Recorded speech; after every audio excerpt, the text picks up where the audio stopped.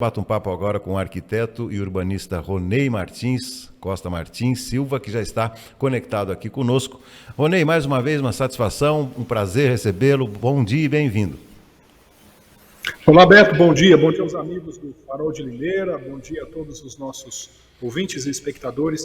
É uma alegria novamente estar aqui com você nesse bate-papo pela manhã, nesta manhã de quarta-feira. Ronei, quero explorar os seus conhecimentos, desta vez sobre um artigo que você publicou nas redes e também no nosso portal, no Farol de Limeira. Está lá o artigo do Ronei falando sobre uma das faces da questão do voto impresso, Ronei. Então eu pediria que você desenvolvesse esse tema, lembrando que ontem a proposta foi rejeitada pela Câmara dos Deputados e agora nós teremos um novo cenário político. Espera-se, né, Ronei, agora uma certa calmaria, pelo menos nesse aspecto. Pois é, Beto, eu duvido que haverá calmaria. A sensação que eu tenho é que este resultado poderá incendiar ainda mais o debate. Eu tenho certeza que o presidente Bolsonaro, quando ele levanta a bandeira do voto impresso, ele não quer o voto impresso em si, o voto auditável em si. Na verdade, o desejo dele é tumultuar o resultado da eleição, porque ele tem em vistas de que a popularidade dele cai vertiginosamente e que a única alternativa que lhe sobra, que lhe resta, é colocar em dúvida o processo eleitoral por inteiro. Beto, você sabe melhor do que eu que a mudança de um modelo do processo eleitoral demanda 5, 6 eleições. A mudança do método eleitoral não é impossível de acontecer de uma eleição para outra. Lembremos quando a urna eletrônica foi introduzida no processo eleitoral brasileiro. Ela começou em cidades de menos de 20 mil habitantes, pequenas cidades. A primeira eleição foi uma eleição teste para a urna eletrônica.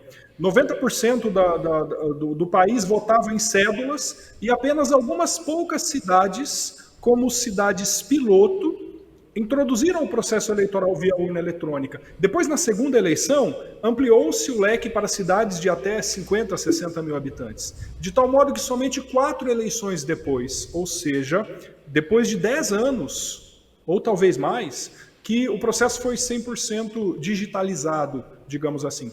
Portanto, a introdução do voto impresso, ele também deveria seguir esta lógica, de tal modo que é praticamente impossível que nós tenhamos a mudança do método de eleição de uma eleição para outra, de um ano para o outro, porque nós temos um país de dimensões continentais. Portanto, eu tenho certeza que o desejo do presidente Bolsonaro, nesta ocasião, ao levantar a tese do voto auditável, do voto impresso, é apenas tumultuar o processo, para que, numa hipotética derrota de sua derrota eleitoral, ele levante dúvidas sobre o processo e assim provoque uma insurreição de seus aliados, de seus apoiadores, para questionar o processo eleitoral. Para mim, esta é a principal razão pela qual Bolsonaro levanta esta tese neste momento. Mas é importante dizer também, Beto, que o voto auditável, o voto impresso, ele não elimina a hipótese de fraude.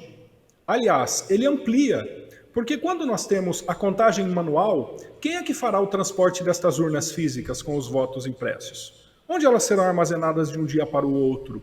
Quem é que fará a contagem? Nós estamos falando de aproximadamente 140 milhões de votos. Como é que você audita precisamente a contagem manual? Portanto, a minha leitura é que o voto impresso ele amplia a possibilidade de fraude se comparado ao voto eletrônico, ao voto digital, não é?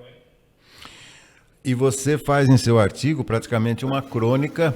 Eu não sei, você foi muito criativo ao relatar aquele caso e trazer para o debate a questão das milícias também, que estão presentes inegavelmente em vários pontos, principalmente no Rio de Janeiro.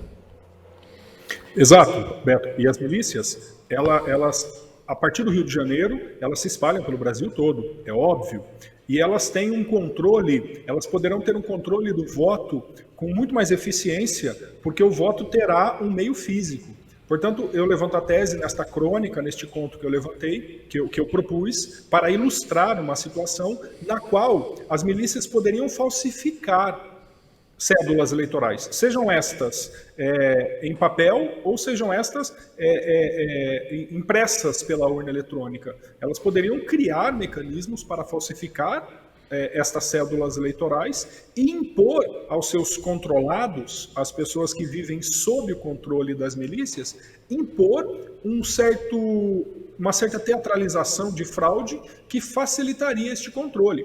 Portanto, a minha leitura é a de que o voto impresso tirará a autonomia do cidadão, sobretudo estes que estão sob o manto de controle das milícias, e eu não digo só das milícias, não é? Eu digo de grupos organizados, os mais variados possíveis, grupos que agem à margem da lei, à margem do princípio republicano. Estes grupos, com certeza, serão favorecidos pelo advento do voto impresso, que felizmente foi sepultado no Congresso Nacional, o que, em minha leitura, não sepulta este debate.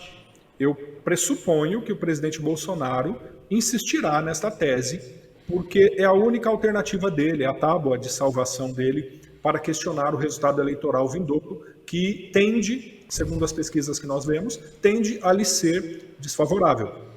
Além de um excelente profissional, meu caro Ronei, você é um político, né, por natureza, um político experiente, está fora da política partidária atualmente, mas claro que você já leu, estudou, viu muito a respeito da questão dos apoios. E hoje cedo, lendo o noticiário, percebo que o Centrão começa a cobrar, principalmente do presidente da Câmara, Arthur Lira, manifestações mais moderadas do presidente em troca da sustentação ou da sustentabilidade do apoio que ele tem no Congresso. Isso pode acontecer em alguma medida? Ah, sem dúvida, sem dúvida. O Centrão, ele precisa ter a sua gana satisfeita, as suas vontades satisfeitas. E quais são as vontades do Centrão? É recurso, é dinheiro, é apoio político, é de alguma forma manter os privilégios que eles hoje e sempre tiveram. Portanto, o presidente que não cede ao Centrão é obviamente hostilizado e caçado, não tenha dúvida disso. Esta manobra que o presidente Bolsonaro fez para levar para a chefia da Casa Civil uma espécie de primeiro-ministro do governo, não é? Levar o Ciro Nogueira, o principal articulador do Centrão, para que ele possa, de alguma forma, controlar o governo e atender às necessidades do Centrão, atender a esta gana insaciável do Centrão, isto com certeza fará com que o Centrão pressione o Congresso Nacional, pressione o presidente Arthur Lira, para que ele diminua o tom. E mais, a partir desta manobra do Bolsonaro, o impeachment dele próprio é improvável, porque os deputados do Centrão, que configuram a maioria na Casa de Leis, eles tiveram as suas demandas atendidas e continuarão tendo. Portanto, esta manobra, além de diminuir o tom agressivo do Congresso para com o presidente Bolsonaro, sepulta, na minha opinião, qualquer hipótese de apreciação de um possível impeachment do presidente Bolsonaro. Nós estamos a 1 ano da eleição. Então eu entendo que este modelo de governo que nós hoje estamos submetidos, ele somente será tratado, questionado e debatido nas eleições do ano que vem, nas eleições presidenciais. O nosso membro aqui do Farol, o jornalista Antônio Cláudio Bontorim, em seu comentário que será feito mais tarde, meu caro Ronei e amigos que nos acompanham, comenta aqui, diz que o Miguel Lombardi, que é deputado aqui da nossa cidade, da nossa região, deu seu voto favorável à PEC. Você tem essa informação? Eu tenho essa informação e não me surpreende. Eu convivi com o Miguel Lombardi na época que ele era vereador, há aproximadamente 6 ou 8 anos, não é? Convivi com ele 8 anos. E o Miguel Lombardi, ele é um político que tem esta postura. Ele é um político muito próximo da ideologia do Centrão. O Miguel Lombardi, ele não tem como postura contradizer o governo que está de plantão.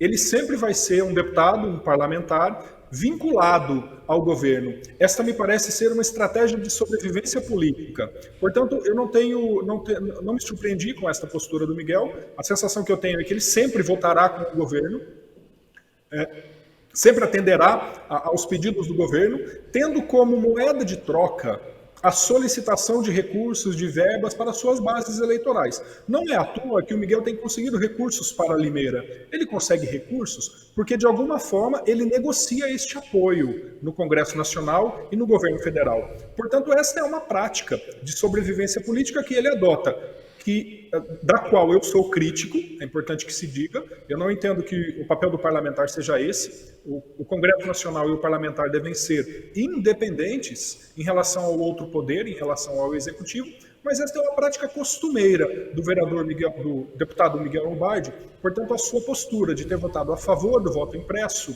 ela não me surpreende. Inclusive, eu espero que, após essa votação, ele seja atendido no Congresso Nacional para que tenha a sua demanda satisfeita e traga, por exemplo, alguns recursos, que me parece que é esta a prática costumeira do Miguel. Repito, da qual eu sou crítico. Entretanto, é um costume dele próprio, inclusive quando era vereador. É uma prática de sobrevivência que ele adotou ao longo dos anos e que, para ele, tem parecido obter êxito, não é, em sua base eleitoral, na sua trajetória política. Em cima dessa sua linha de raciocínio, inevitável perguntar-lhe a respeito também do que possa acontecer aqui em nossa cidade, lembrando que os vereadores têm que aprovar um pedido de empréstimo de cerca de 170 milhões de reais aqui para a nossa cidade, para obras aqui em Limeira, que deixarão a nossa cidade um canteiro de obras, um cenário tipicamente eleitoral também. Você acha que esse expediente será também... isso demandará um grande esforço do prefeito? Roberto, me parece, pelo que eu andei lendo, eu não acompanhei a sessão da Câmara nesta segunda-feira, mas me parece que este empréstimo já foi aprovado, salvo engano. Muito embora eu não tenha certeza dessa informação, eu diria para você que antes da aprovação e antes de transformar Limeira num canteiro de obras, é de fundamental importância que nós debatamos isto com a sociedade. Não é? É de fundamental importância que a sociedade, via audiências públicas, via o que eu já disse no nosso encontro semana passada, via a discussão do plano diretor que está desatualizado, é importante que nós tenhamos este debate esgotado no seio da sociedade. Eu não sou imediatamente contra as obras.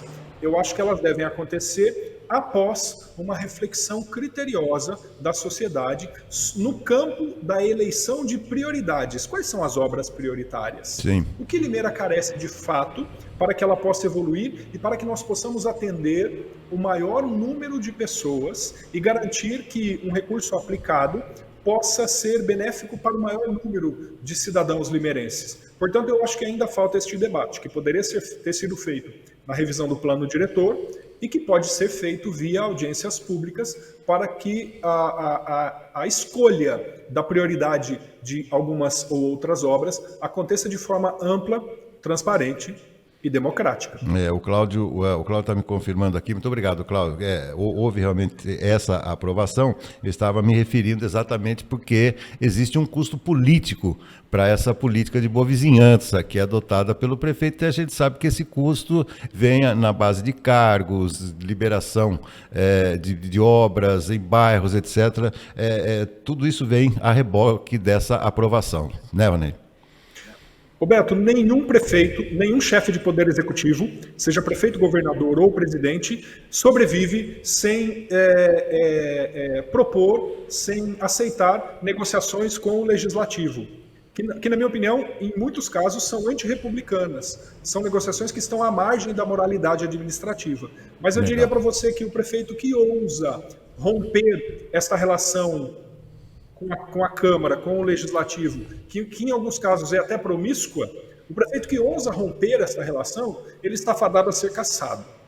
Portanto, há na nossa república, há no poder público, seja nas três esferas, municipal, estadual e federal, há um costume consolidado, cristalizado, que é um costume extremamente prejudicial, que diz respeito a esta demanda do toma lá da cá. O vereador, o deputado, o congressista vota determinada matéria em troca de algum benefício para si, para o seu grupo ou para a sua base eleitoral. Infelizmente, esse é um costume que contaminou a nossa república e que precisa de alguma forma ser tratado no seio da sociedade com educação política. Mas, no atual cenário, como o que está dado, eu diria para você que Se o prefeito não atender aos pedidos dos vereadores, ele corre um sério risco de não se manter no cargo. Infelizmente, esta é a regra do jogo que está dada, que precisa ser alterada, eu concordo, mas é a regra que está dada, Beto, infelizmente. Tá certo. Hoje saímos um pouquinho do nosso assunto, da nossa pauta, que é arquitetura e urbanismo, mas por um bom motivo, a política está efervescente em nosso país. Muito obrigado, Ronei, mais uma vez pela contribuição, sempre uma honra tê-lo aqui no nosso programa. Tenha uma ótima quarta-feira e até uma próxima oportunidade, amigo. Eu agradeço, Beto, é sempre uma alegria tratar de diversos assuntos de interesse da sociedade para a nossa cidade. O arquiteto urbanista, eu sou, né, enquanto arquiteto urbanista, um profissional que deseja o progresso da cidade, que acontece em diversos campos dos conhecimentos. Na área da arquitetura e do urbanismo também, mas em outras tantas. Portanto, eu como arquiteto urbanista não posso estar alheio, Beto, às discussões que acontecem no seio da sociedade, sejam elas as mais variadas. Portanto, para mim é sempre uma alegria estar contigo, debatendo os mais diversos e variados assuntos. Eu que agradeço a você a oportunidade de estar aqui dialogando com a sociedade por meio deste importante canal chamado Farol de Limeira. Muito obrigado, bom dia a todos, fiquem bem.